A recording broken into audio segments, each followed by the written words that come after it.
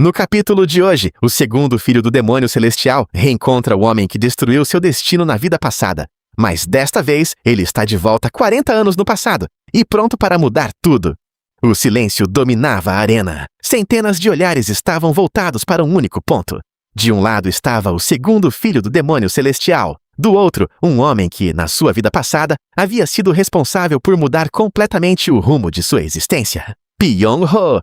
Ao encará-lo novamente, o protagonista sentiu um arrepio percorrer seu corpo. Não era medo, era algo muito pior. Era lembrança. A lembrança de uma derrota que havia marcado sua vida para sempre. Enquanto todos observavam aquela luta como apenas mais uma competição, para ele aquilo era muito mais do que um simples combate. Era o reencontro com um dos momentos mais importantes de sua história. Tudo começou quando o demônio celestial anunciou uma decisão que abalou o mundo inteiro. Ao contrário do que todos esperavam, o próximo líder do culto demoníaco não seria escolhido apenas pela linhagem sanguínea. Não importava quem você era, não importava sua origem. Qualquer pessoa poderia disputar o posto, a única exigência era possuir força suficiente para conquistá-lo. A notícia caiu como uma bomba. Muitos ficaram chocados, outros ficaram empolgados, mas todos entenderam a mesma coisa. Pela primeira vez, alguém que não pertencia à família do demônio celestial poderia assumir o controle do culto. Para escolher esse sucessor, uma grande competição havia sido criada. Os mais fortes lutariam entre si. O vencedor teria o direito de desafiar os dois filhos do demônio celestial. E aquele que saísse vitorioso receberia uma recompensa impossível de ignorar. Um desejo. Qualquer desejo. O próprio demônio celestial o realizaria. Era por isso que tantas pessoas estavam reunidas naquele local. Era por isso que todos observavam aquela luta com tanta atenção. E era por isso que Pyong-ho estava sorrindo. Na vida passada, ele havia escolhido o segundo filho como adversário. Na época, o protagonista acreditou que aquilo havia acontecido porque Pyong-ho o considerava mais fraco do que seu irmão mais velho. Mas agora, ele sabia da verdade. Aquilo havia sido uma armadilha desde o início. Dias antes da luta, Pyong-ho havia subornado um cozinheiro. Seu objetivo era simples, envenená-lo. Não um veneno comum, mas um veneno capaz de dispersar sua energia interna. Quando a luta começou, o protagonista simplesmente não conseguiu utilizar sua força adequadamente. Sem entender o que estava acontecendo, acabou derrotado. Foi uma humilhação, uma derrota injusta, uma derrota covarde. E o pior de tudo aconteceu depois, quando procurou seu pai em busca de explicações, não encontrou conforto, não encontrou justiça, não encontrou ajuda. Encontrou apenas um olhar frio, um olhar que parecia dizer: se você caiu nesse truque, a culpa é sua. Naquele momento ele sentiu raiva, mas agora ele entendia. Seu pai não estava ignorando a situação. Estava observando, testando, esperando para ver como ele reagiria diante da adversidade. E foi justamente aquela derrota que o transformou. Foi por causa dela que ele ultrapassou seus limites. Foi por causa dela que se tornou mais forte. Mas também foi por causa dela que começou o caminho que o levaria à tragédia. Por isso, ao encarar Pyong-ho novamente, ele não sentia ódio. Sentia a oportunidade de corrigir um erro que carregava há 40 anos. Segundo o jovem mestre, você está me ignorando? A voz de Pyong-ho interrompeu seus pensamentos. O homem estava claramente irritado. O protagonista então voltou sua atenção para ele. Pyong-ho! Quinto discípulo do lendário Demônio da Espada de Sangue Celestial. Um guerreiro talentoso, mas completamente insignificante diante da experiência acumulada por alguém que havia vivido uma vida inteira de batalhas. O segundo filho olhou rapidamente para seu pai. Naquele instante percebeu algo que jamais havia entendido em sua vida passada. O demônio celestial sabia. Ele sabia que havia veneno em seu corpo, sabia exatamente o que estava acontecendo, e mesmo assim permanecia em silêncio, observando, avaliando, testando seu filho. Um pequeno sorriso apareceu no rosto do protagonista. Se fosse antes, talvez tivesse ficado desesperado, mas agora era diferente. Agora ele possuía 40 anos de experiência, 40 anos de combate, 40 anos de sobrevivência. Mesmo sem energia interna, Pyong-ho não tinha nenhuma chance, mas ele precisava tomar cuidado. Não podia revelar sua verdadeira força tão cedo. Ainda existiam muitos inimigos escondidos. Ainda existiam segredos que precisavam permanecer ocultos. Então tomou uma decisão que deixou todos da arena em choque. Ele levantou a mão e declarou em voz alta: lutarei sem utilizar energia interna. O silêncio tomou conta do local. Por um segundo, ninguém acreditou no que tinha acabado de ouvir. Então começaram os murmúrios, os cochichos, os olhares de espanto. Até mesmo Pyong-ho ficou paralisado. O quê? Mas o orgulho falou mais alto. Se o segundo filho não utilizaria energia interna, ele também não utilizaria. O problema era que ninguém ficou impressionado. Pelo contrário, muitos espectadores demonstraram desinteresse. Aquilo atingiu o orgulho de Pyongo como uma lâmina. Seu rosto ficou vermelho de raiva. E naquele momento, ele jurou esmagar seu adversário. Mal sabia ele que estava prestes a reviver o pior dia de sua vida. Pyongo apertou com força o cabo da espada. As veias saltavam em sua testa. O simples fato de estar sendo menosprezado diante de toda a arena era algo que ele não conseguia aceitar. Principalmente quando o responsável por aquilo era alguém que ele considerava inferior. "Você vai se arrepender disso!" gritou ele. No instante seguinte, avançou. Seu movimento foi rápido, muito rápido. Para os espectadores comuns, parecia apenas um borrão cruzando a arena. Mas para o segundo filho, aquilo parecia lento, ridiculamente lento. Seu corpo havia voltado aos 17 anos, mas sua mente ainda era a mesma. Era a mente de um guerreiro que havia sobrevivido a inúmeras batalhas mortais. Um homem que enfrentou monstros, generais, mestres marciais e até mesmo seres que faziam Pyongo parecer uma criança brincando com uma espada. A lâmina cortou o ar. Whoosh! Mas não encontrou nada. O segundo filho simplesmente inclinou a cabeça para o lado. A espada passou raspando por seus cabelos. A multidão arregalou os olhos. Pyongo ficou surpreso, mas não parou. Girou o corpo e lançou outro golpe, e depois outro, e outro. Cada ataque era executado com força total. Cada golpe tinha a intenção de esmagar completamente seu adversário, mas nenhum deles acertava. Era como tentar atingir uma sombra. O segundo filho desviava de todos os ataques com movimentos mínimos. Um passo, uma inclinação, um giro do ombro, nada além disso. Parecia até que ele estava caminhando casualmente. A frustração de Pyongo crescia a cada segundo. "Fique parado!" A espada voltou a cortar o ar. Nada. Outro ataque. Nada. Mais um. Nada. O suor começou a escorrer por sua testa.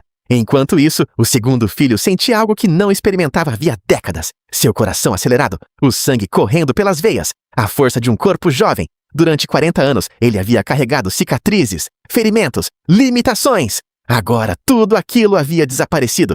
Pela primeira vez desde seu retorno, ele podia sentir claramente a vitalidade da juventude. E aquilo era maravilhoso. Um sorriso surgiu em seu rosto. Pyongo viu e explodiu. "Você está rindo de mim!"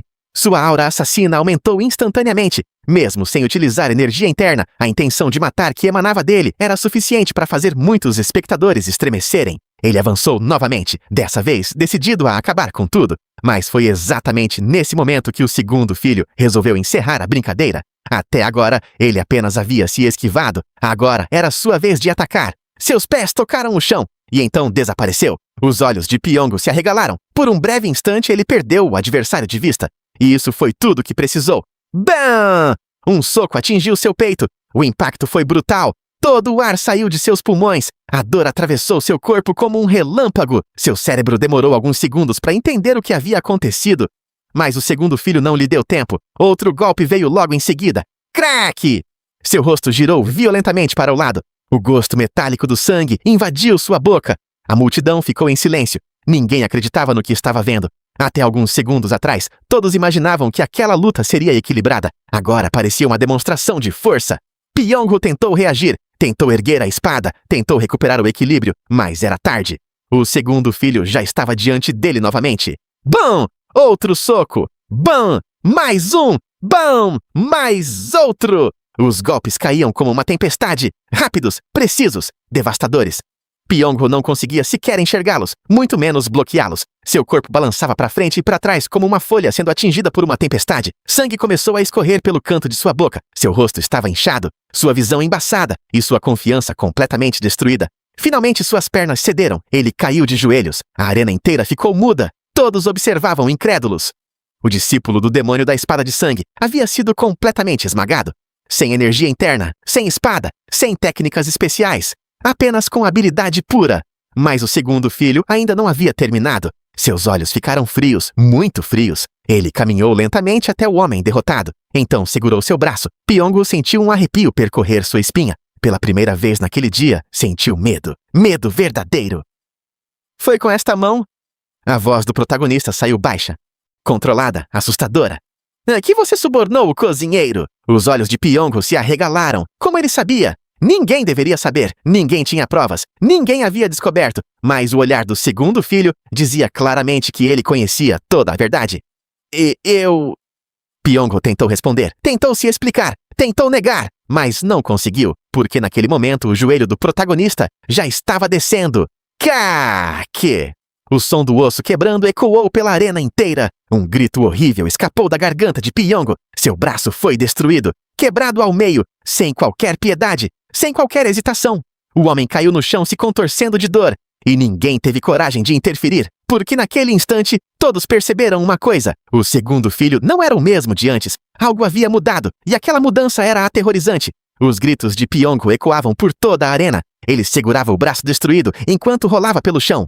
A dor era tão intensa que mal conseguia respirar, mas ninguém se movia para ajudá-lo. Ninguém!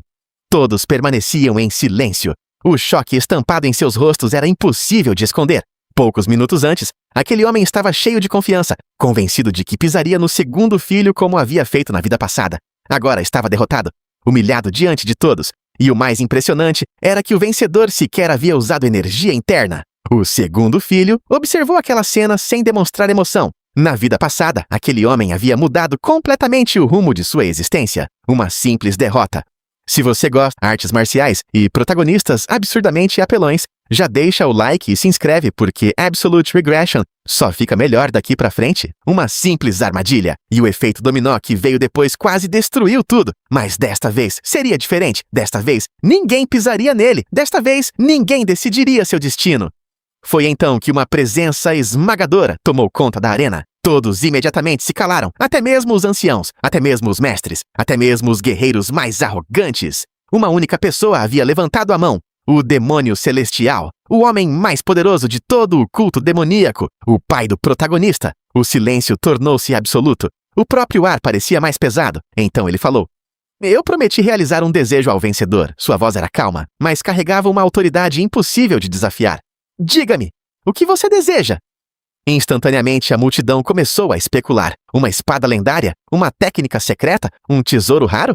Talvez uma posição elevada dentro do culto? Afinal, oportunidades como aquela apareciam apenas uma vez na vida. Mas o segundo filho já sabia exatamente o que queria. Porque ele não estava pensando no presente, estava pensando no futuro, na vida passada, nos erros que cometeu, nas oportunidades que perdeu, nas pistas que ignorou. Por isso respondeu sem hesitar: "Quero acompanhá-lo na próxima caçada."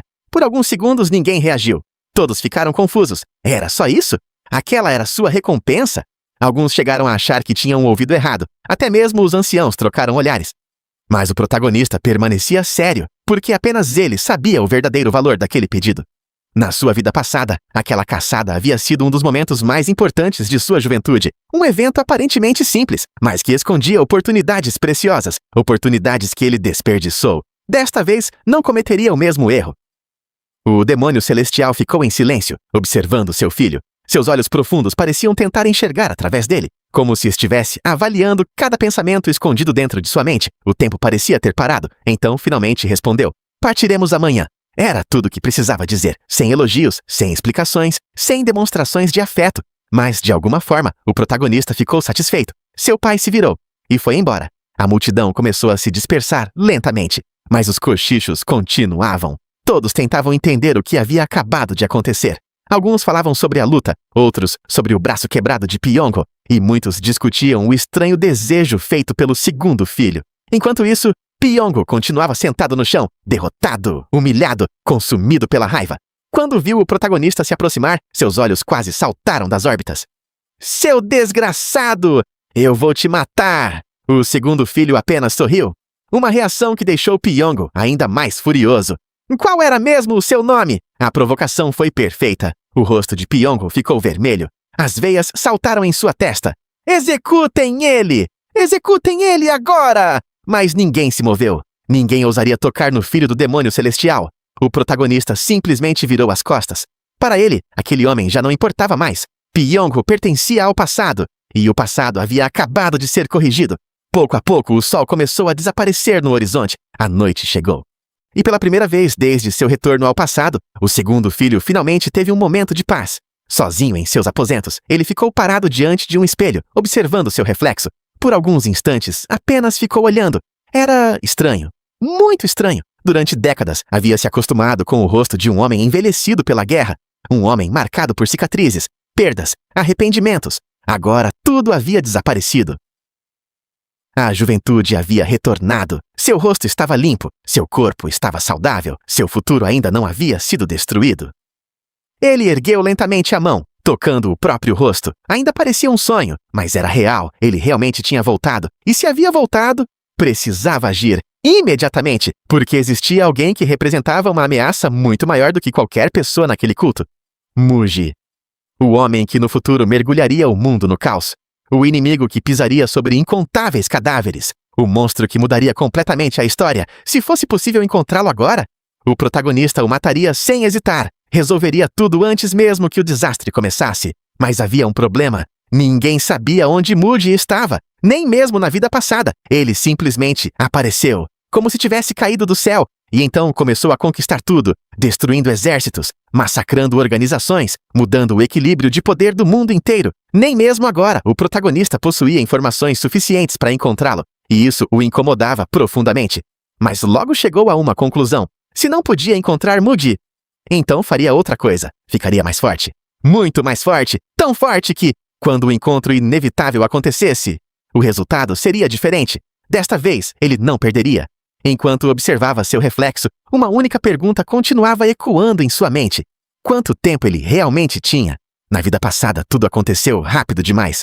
Muito mais rápido do que qualquer pessoa imaginava. Muji apareceu, conquistou territórios, derrotou especialistas, e antes que todos percebessem, já era tarde demais. O protagonista fechou os olhos. Mesmo depois de 40 anos, algumas lembranças continuavam vívidas.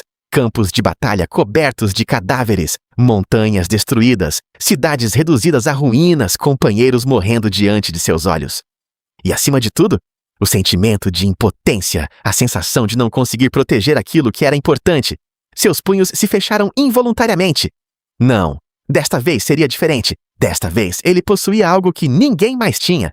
Conhecimento. Conhecimento sobre o futuro. Conhecimento sobre os erros que não deveriam ser repetidos. Conhecimento sobre os inimigos que ainda estavam escondidos. Mas enquanto organizava seus pensamentos, uma voz interrompeu o silêncio.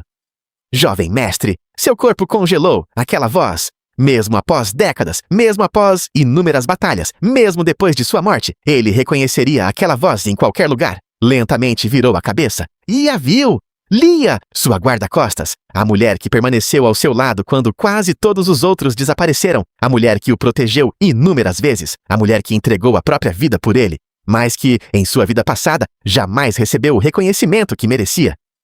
Por alguns segundos ele apenas ficou parado, observando, tentando absorver aquela realidade. Ela estava viva, realmente viva. Não era uma lembrança, não era um sonho, não era uma ilusão criada por sua mente. Ela estava diante dele, respirando, falando, sorrindo.